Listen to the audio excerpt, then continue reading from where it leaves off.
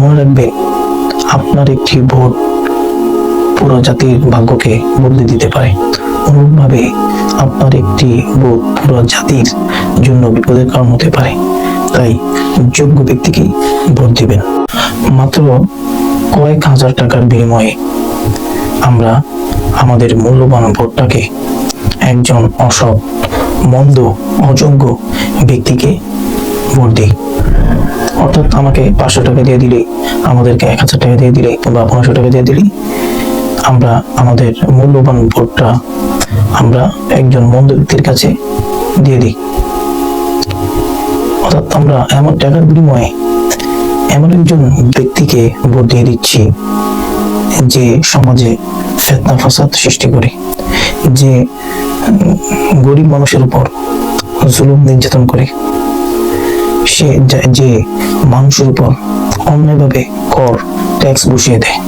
আপনি এমন একজন ব্যক্তিকে শুধুমাত্র টাকার বিনিময়ে আপনি ভোটটা বিক্রি করে দিচ্ছেন। আপনি কি জানেন আপনার এই কাজটা কি পরিমাণ অন্যায়, কি পরিমাণ নির্মম একটা কাজ? আপনি যদি তা জানতেন তাহলে হয়তো আপনি এই কাজ করতেন না।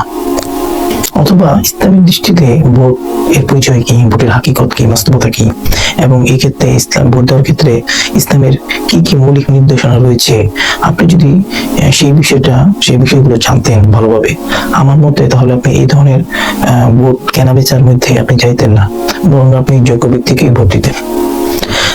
তাই আমি আজকের এই ভিডিওতে আপনাদেরকে জানাবো যে ইসলামের দৃষ্টিতে ভোটের বাস্তবতা কি বা ভোটের অর্থ কি, এবং এই ক্ষেত্রে ইসলামের মৌলিক দৃষ্টিভঙ্গি কি, সেই বিষয়ে কিছু আলোচনা করব।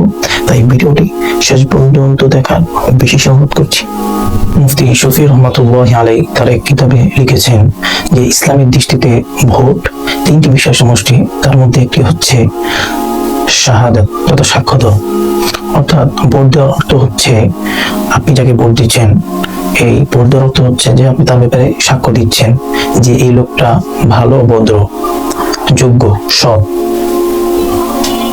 এখন যদি সেই হিসেবে আপনি যাকে ভোট দিচ্ছেন সে যদি মন্দ হয়ে থাকে, তাহলে আপনার এই ভোট দেওয়ার অর্থ হচ্ছে যে সাক্ষ্য দেওয়া এই লোকটা ভালো, সৎ, যোগ্য, সে জয়যুক্ত হওয়ার, সে জনগণের সেবার জন্য উপযুক্ত। অথচ বাস্তবে সে একজন অযোগ্য, মিথ্যাবাদী, তার ভিতরে কোনো সততা নেই। অথচ আপনি তার ব্যাপারে এই সাক্ষ্য দিচ্ছেন যে সে ভালো, যোগ্য। এটা তো একটা মিথ্যা সাক্ষ্য, এটা তো একটা জালিয়াতি। আর হাদিস শরীফে এসেছে, হুজুর সাল্লাল্লাহু আলাইহি ওয়াসাল্লাম বলেছেন, মিথ্যা সাক্ষ্য একটি কবিরা গুনাহ। তাই আমাদের জন্য উচিত অসৎ কোনো ব্যক্তিকে ভোট না দেওয়া। যদি আমরা অসৎ কোনো ব্যক্তিকে জেনে শুনে ভোট দিই, তাহলে এর দায় বা এর কবিরা গুনাহ আমাকেই আপনাকেই বহন করতে হবে। 2 নম্বর কথা হচ্ছে, ভোট দেওয়ার আরেকটি অর্থ হচ্ছে, বা বলা যায় ভোটের আরেকটা অর্থ হচ্ছে সুপারিশ করা।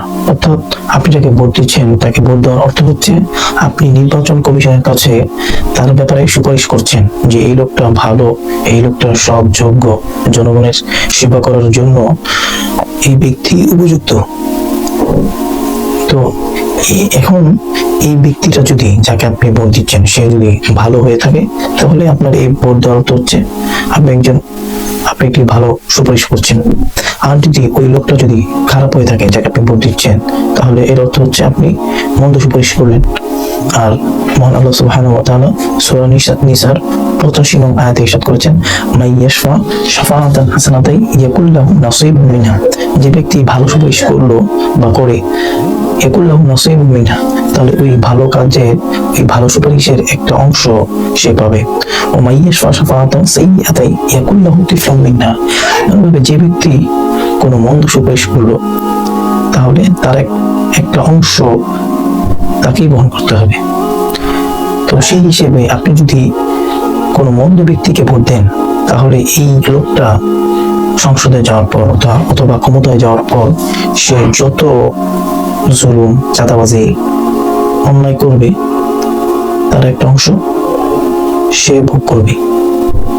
অনুরূপভাবে যে ব্যক্তি, অর্থাৎ আপনি যখন কোনো ভালো ব্যক্তিকে, যোগ্য ব্যক্তিকে ভোট দিবেন, তবু এই ব্যক্তি ভবিষ্যতে ক্ষমতায় যাওয়ার পর ভালো কাজ করবে তার একটা অংশ আপনি ভোগ করবেন। তাই টাকার বিনিময়ে কোনো অযোগ্য অসৎ ব্যক্তিকে ভোট দিয়ে নিজের ঈমান, নিজের আমলকে বিনষ্ট না করে বরং যিনি সৎ, যিনি যোগ্য তাকেই ভোট দিই। এতে আপনার আমার পুরো জাতির জন্য কল্যাণ রয়েছে। মনে রাখবেন, আপনার একটি ভোট পুরো জাতির ভাগ্যকে বদলে দিতে পারে। অনুরূপভাবে আপনার একটি ভোট পুরো জাতির জন্য বিপদের কারণ হতে পারে। তাই যোগ্য ব্যক্তিকেই ভোট দিবেন।